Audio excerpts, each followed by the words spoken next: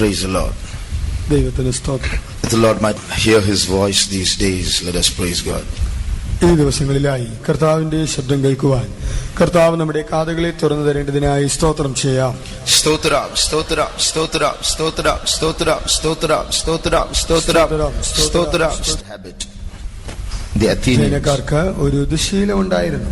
they always wanted to hear something new. അവർ എല്ലായ്പ്പോഴും പുതുമയുള്ള ഒരു കാര്യം കേൾക്കുവാൻ ആഗ്രഹിച്ചു. So we should not be here just to feed our heads with some new information. ആകയാൽ നാം ഇവിടെ ഒരു പുതിയ അറിവ് നേടുവാൻ വേണ്ടി ഇവിടെ കൂടി വന്നിരിക്കുകയല്ല. So God must feed us with words of eternal life. ആകയാൽ നമ്മുടെ ദൈവം നമ്മെ നിത്യജീവന്റെ മൊഴികളാൽ നമ്മെ പോഷിപ്പിക്കണം. The word of God spoken these days should lead us to repentance. ഈ നാളുകളിൽ നമ്മോട് അരുളി ചെയ്യപ്പെടുന്നതായ വചനങ്ങൾ നമ്മെ മാനസാന്തരത്തിലേക്ക് നയിക്കണം. It should help us to make some important decisions in our life. നമ്മുടെ ജീവിതത്തിൽ സുപ്രധാനമായ തീരുമാനങ്ങൾ കൈക്കൊള്ളുവാൻ അവ നമ്മെ സഹായിക്കണം. And it should wake us up to see what's happening around us. 16 വെളിപ്പാട് പുസ്തകം 16-ാം അധ്യായം and read from verses 12 to 16. 12 മുതൽ 16 വരെയുള്ള വാക്യങ്ങൾ വായിക്കാം. ആറാമത്തെ കലശം യൂഫ്രാത്തീസ് എന്ന മഹാനദിയിൽ ഒഴുകി കിഴക്കുനിന്ന് വരുന്ന രാജാക്കന്മാർക്ക് വഴി ഒരുങ്ങേണ്ടതിന് അതിലെ വെള്ളം വറ്റിപ്പോയി. മഹാസർപ്പത്തിന്റെ വായിൽ നിന്നും മൃഗത്തിന്റെ വായിൽ നിന്നും കള്ളപ്രവാചകന്റെ വായിൽ നിന്നും തവളയെപ്പോലെ 3 അശുദ്ധാത്മാക്കൾ പുറപ്പെടുന്നത് ഞാൻ കണ്ടു. ഇവ സർവ്വഭൂതലത്തിലുമുള്ള രാജാക്കന്മാരെ സർവശക്തനായ ദൈവത്തിന്റെ മഹാദിവസത്തിലെ യുദ്ധത്തിന് കൂട്ടിച്ചേർപ്പാൻ അത്ഭുതങ്ങൾ ചെയ്തുകൊണ്ട് അവരുടെ അടുക്കിലേക്ക് പുറപ്പെടുന്ന ഭൂതാത്മാക്കൾ തന്നെ. ഞാൻ കള്ളനെ പോലെ വരും. തന്റെ ലജ്ജ കാണുമാറ് നഗ്നനായി നടക്കാതിരിപ്പാൻ തന്റെ ഉടുപ്പ് സൂക്ഷിച്ചും ജാഗരിച്ചും കൊള്ളുന്നവൻ ഭാഗ്യവാൻ. അവ അവരെ എബ്രായ ഭാഷയിൽ ഹെർമഗദോൻ എന്ന പേരുള്ള സ്ഥലത്തിൽ കൂട്ടിച്ചേർത്തു. And the 6th angel poured out his vial upon the great river Euphrates, and the water thereof was dried up, and the way of the kings of the east might be prepared. And I saw 3 unclean spirits like frogs come out of the mouth of the dragon, and out of the mouth of the beast, and out of the mouth of the false prophet. For they were the spirits of the devils, working miracles, which go forth unto the kings of the earth and of the whole world, to gather them to the battle of the great day of God Almighty. Behold, I come as a thief. Blessed is he that watcheth and keepeth his garments, lest he walk naked and they see his shame. And he gathered them together into a place called in the Hebrew tongue Armageddon. Praise the Lord. ദൈവത്തിന് സ്തോത്രം. The Bible has made many predictions. Bible അനേക പ്രവചനങ്ങൾ നടത്തിയിട്ടുണ്ട്. This is one major prophecy written in the Bible of things that are going to happen shortly. ആസന്ന ഭാവിയിൽ നടക്കുവാൻ പോകുന്ന സംഭവങ്ങളെ കുറിച്ചുള്ളതായ Bible പ്രവചനങ്ങളിൽ സുപ്രധാനമായ ഒന്നാകുന്നു ഇത്. Now, a person who makes a prophecy or a book that makes a prophecy has to be very careful. ഒരു പ്രവചനം നടത്തുന്ന വ്യക്തിയോ ഒരു പുസ്തകമോ വളരെ ജാഗ്രത പുലർത്തേണ്ടതുണ്ട്. For example, suppose I say tomorrow an earthquake is going to take place. ഉദാഹരണമായി ഞാൻ പറയുകയാണെന്നിരിക്കട്ടെ, നാളെ ഒരു ഭൂകമ്പം ഇവിടെ സംഭവിക്കും. ഭൂചലനം സംഭവിക്കും എന്ന് ഞാൻ പ്രവചിക്കുന്നിരിക്കട്ടെ. Every day an earthquake takes place, so that's no big prophecy. Somewhere in the world every day some earthquake is taking place. ഭൂമിയിൽ ഏതെങ്കിലും ഒരു സ്ഥലത്ത് എപ്പോഴും ഭൂചലനം നടന്നുകൊണ്ടേയിരിക്കുന്നു. So that's not ഒരു പുതുമയുള്ള കാര്യമല്ല. So for me to say tomorrow an earthquake is going to take place is not a big prophecy. ആകയാൽ നാളെ ഒരു ഭൂകമ്പം നടക്കുമെന്ന് ഞാൻ പറഞ്ഞാൽ അതൊരു വലിയ കാര്യമേ അല്ല. But if I say tomorrow an earthquake is going to take place in Tiruvalla, then that's a particular prediction.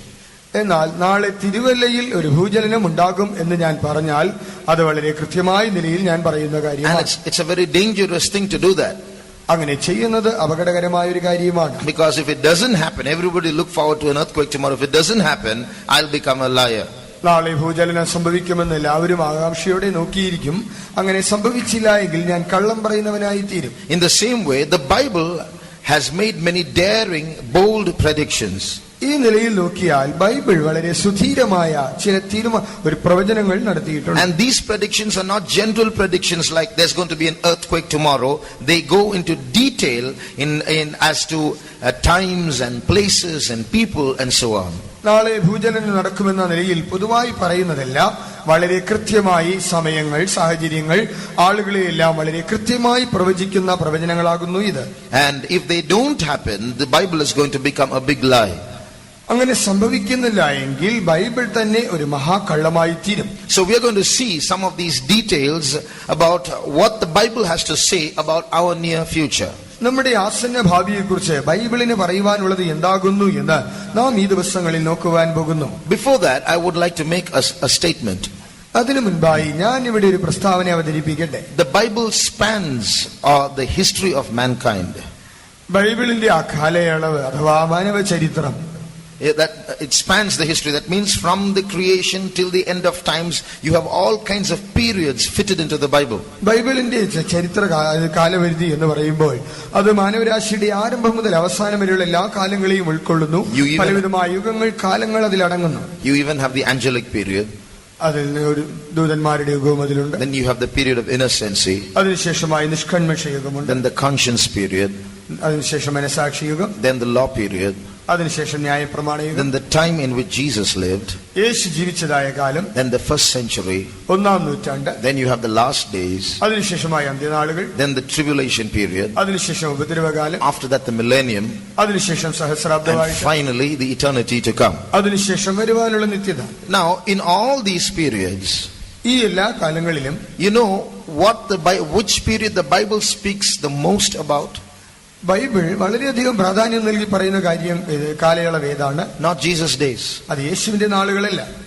Not the Old Testament. പഴയ നിയമ കാലയളവുമല്ല. It's about our days, the last days. നമ്മുടെ നാളുകളായി അന്ത്യദിനങ്ങളെ കുറിച്ചാകുന്നു. The Old Testament and the New Testament Bible put together speaks about our days more than any other time in history. പഴയ നിയമവും പുതുനിയമവും ചേർത്ത് വെച്ചാൽ ചരിത്രത്തിലുള്ള ഏത് കാലത്തെക്കാളും നമ്മുടെ കാലത്തെക്കുറിച്ചാണ് വളരെ പ്രാധാന്യം നൽകി ബൈബിൾ പറയുന്നത്. Understand then what an important time we have been born in. ആകയാൽ നാം ജനിച്ചിരിക്കുന്ന ഈ കാലയളവ് എത്രത്തോളം പ്രാധാന്യമുള്ളതാകുന്നു എന്ന് നിങ്ങൾ മനസ്സിലാക്കുക. So the Bible is more rich with words for you and for me than for any person of any other generation. ആകയാൽ ഏത് തലമുറയിൽപ്പെട്ട ഏത് ആളുകൾക്കുമുള്ളതായ ബുദ്ധിപദേശങ്ങളെക്കാൾ അധികമായി എന്നെയും നിങ്ങളെയും സംബന്ധിക്കുന്നതായ വേദവചനങ്ങളാൽ Bible സമ്പുഷ്ടമാകുന്നു. This means that we have to rise up to our responsibilities more than other saints of other ages. ആകയാൽ മറ്റ് കാലയളവിൽ ജീവിച്ചിരുന്ന മറ്റ് വിശുദ്ധന്മാരെക്കാൾ അധികമായി നാം ഈ ചുമതലയിലേക്ക് ഉയർന്നു വരേണ്ടതുണ്ട്. So we are going to see some details of prophecy that the Bible makes. ആകയാൽ ബൈബിൾ നടത്തുന്ന ചില പ്രവചനങ്ങളുടെ വിശദാംശങ്ങൾ നാം നോക്കുകയല്ല. Some of you may have heard about this battle of Armageddon. Some of you may have just heard of the name Armageddon.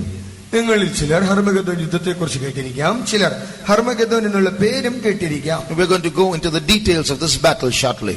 നാം ഈ യുദ്ധത്തിന്റെ വിശദാംശങ്ങളെ കുറിച്ച് നാം ചുരുക്കമായി നോക്കുവാൻ പോകുന്നു. We sitting here are also directly involved in that battle, as we will see now.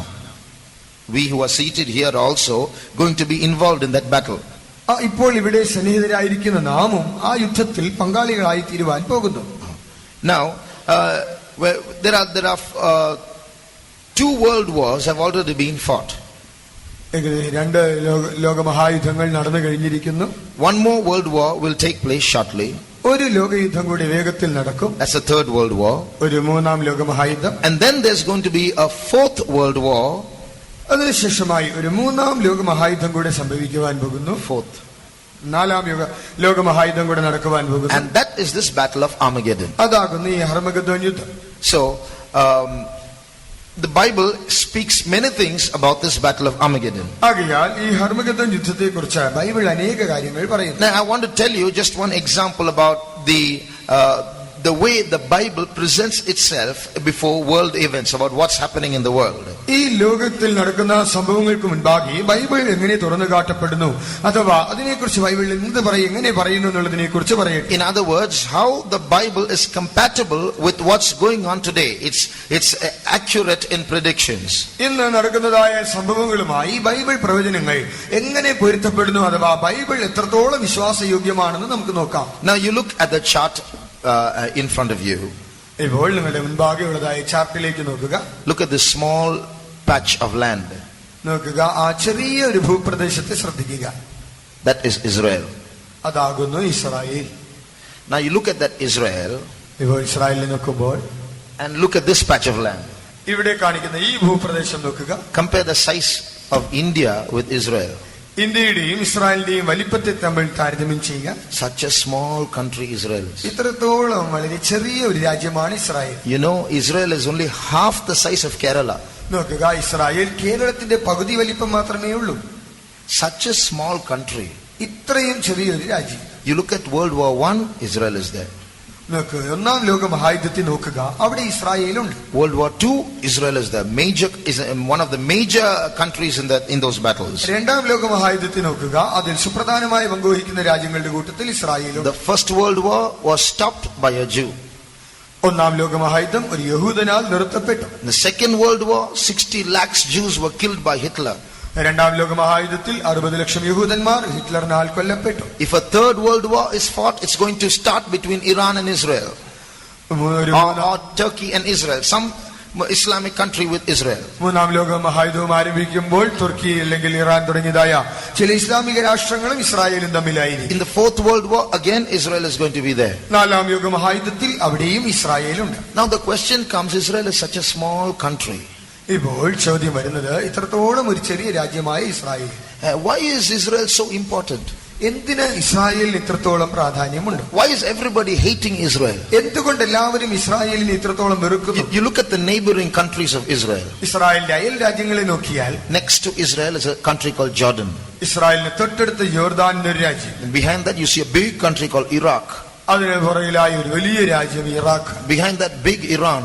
അതിന്റെ പുറകിൽ ഒരു വലിയ Iran. And the north of it you see Syria. അതിന്റെ വടക്ക് ഭാഗത്ത് Syria. All huge countries, many times bigger than Israel.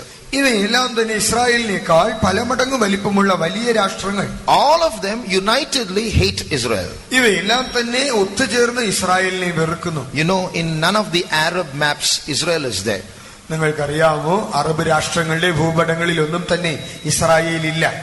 Iran, the president of Iran has said more than once, Israel should be wiped out of the world map.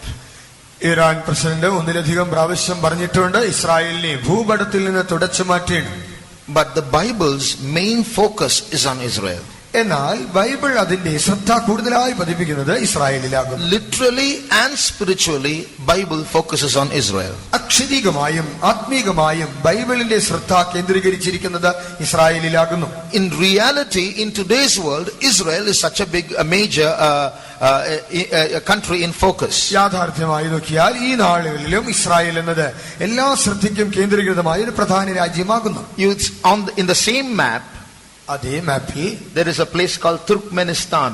Turkmenistan എന്നൊരു രാജ്യമുണ്ട്. There is a place called Uzbekistan. Uzbekistan എന്നൊരു സ്ഥലമുണ്ട്. They are many times bigger than Israel, but you and I wouldn't have heard such names. But nobody is there who doesn't know Israel. അത് ഇസ്രായേലിനേക്കാൾ എത്രയോ മടങ്ങ് വലിപ്പമുള്ള രാജ്യങ്ങളാണെങ്കിൽ തന്നെയും മിക്കപേരും ആ പേരുകൾ കേട്ട് കാണുകയില്ല. എന്നാൽ നമ്മിൽ പലരും ഇസ്രായേൽ എന്ന പേര് കേൾക്കാതിരുന്നിരിക്കുകയുമില്ല. So when the Bible is focusing on Israel and Jerusalem, and in reality Israel and Jerusalem are in focus in the world around us, is something to think about. ആകയാൽ ബൈബിൾ തന്റെ ശ്രദ്ധ ഇസ്രായേലിൽ കേന്ദ്രീകരിച്ചിരിക്കുന്നു. അതുപോലെ യാഥാർത്ഥ്യമായി നോക്കിയാൽ ഇന്നും ഇസ്രായേലിനും യെരൂശലേമിനും വലിയ ശ്രദ്ധ കിട്ടുന്നുണ്ട്. നാം അതിനെക്കുറിച്ച് കരുതൽ പുലർത്തേണം. In 1967, 1967 4 neighboring countries of Israel fought against Israel. ഇസ്രായേലിന്റെ 4 അയൽ രാജ്യങ്ങൾ അതിന് വിരോധമായി യുദ്ധം ചെയ്തു. Before they could start the fight, Israel won the battle. അവർക്ക് യുദ്ധം തുടങ്ങുന്നതിന് മുൻപായി തന്നെ ഇസ്രായേൽ യുദ്ധം ജയിച്ചു. In 6 days the war was over. The 4 countries surrendered. 6 നാളുകളിൽ യുദ്ധം കഴിഞ്ഞു. 4 രാജ്യങ്ങളും തോറ്റുമുട്ടുമടക്കി. So how did that happen? ഇതെങ്ങനെ സംഭവിച്ചു? That's why all the nations around Israel are angry. അതുകൊണ്ടാണ് ഇസ്രായേലിന് ചുറ്റുമുള്ള എല്ലാ രാജ്യങ്ങളും കോപാകുലരായിരിക്കുന്നത്. They are looking for a chance to pounce on Israel, to get rid of Israel. ഇസ്രായേലിനെ തുടച്ചു മാറ്റുവാൻ, തച്ചു തകർക്കുവാനുള്ള ഒരു അവസരത്തിനായി കാത്തിരിക്കുന്നു. Supposing that small boy there, he comes to fight with me. ഉദാഹരണമായി അവിടെ ഇരിക്കുന്നതായ ഒരു കൊച്ചുബാലൻ അവൻ എന്നോട് വഴക്കിടുവാൻ വരുന്നിരിക്കട്ടെ. He shouts bad words at me. അവൻ എന്നോട് ഉച്ചത്തിൽ അലറിക്കൊണ്ട് യുദ്ധം ചെയ്യുവാൻ വരും. I lose my temper and I get angry and I roll up my sleeves and say, how dare he speak that against me? ഞാൻ വളരെ കോപാകുലനായി എന്റെ ഷർട്ടിന്റെ കൈയൊക്കെ ചെത്തി വടിച്ചിട്ട് ഇവൻ എത്രത്തോളം എന്നോട് ഇങ്ങനെ സംസാരിക്കുവാൻ ധൈര്യം വന്നു എന്ന് പറഞ്ഞ് എന്റെ കോപം വർദ്ധിക്കുന്നു. What will you all say? നിങ്ങൾ എന്തായിരിക്കും പറയുക? The small boy, brother, leave him alone. Why do you get angry? ഒരു കൊച്ചു പയ്യനല്ലേ ബ്രദർ, എന്തിനാ ഇത്ര ദേഷ്യപ്പെടുന്നത്? അവനെ അങ്ങ് വിട്. Like that, we can ask the neighboring country, small Israel, let him shout or do anything, leave him alone. Why are you getting angry? അതുപോലെ നമുക്ക് ചുറ്റിലുമുള്ള വലിയ രാജ്യങ്ങളോട് ചോദിക്കാം, ആ രാജ്യം ഇങ്ങനെ ഒച്ചയുണ്ടാക്കട്ടെ, ബഹളമുണ്ടാക്കട്ടെ, എന്തിനാണ് അതിനോട് ഇത്രയും കോപിക്കുന്നത്? അതിനെ വെറുതെ വിടുക. Such a small country, why is everyone getting angry? ഇത്രയും ചെറിയ രാജ്യമാണല്ലോ, നിങ്ങൾ എല്ലാവരും അതിനോട് എന്തിനു കോപിക്കുന്നു? Why is everyone competing for Israel and saying we want to wipe out the Jews, we want that land? ഇസ്രായേലിനെ തുടച്ചു മാറ്റിയണം, ആ രാജ്യം വേണ്ട എന്ന് പറഞ്ഞുകൊണ്ട് നിങ്ങൾ എല്ലാവരും എന്തുകൊണ്ട് അതിനോട് മത്സരിക്കുന്നു? We are going to see more of that. അതിനെക്കുറിച്ച് അധികമായി കാണാം. Why Israel and why Jerusalem is so important? എന്തുകൊണ്ടാണ് ഇസ്രായേലും യെരൂശലേം ഇത്രത്തോളം പ്രാധാന്യമുള്ളതായിരിക്കുന്നത്? Jerusalem is a very small country, just 48 square miles.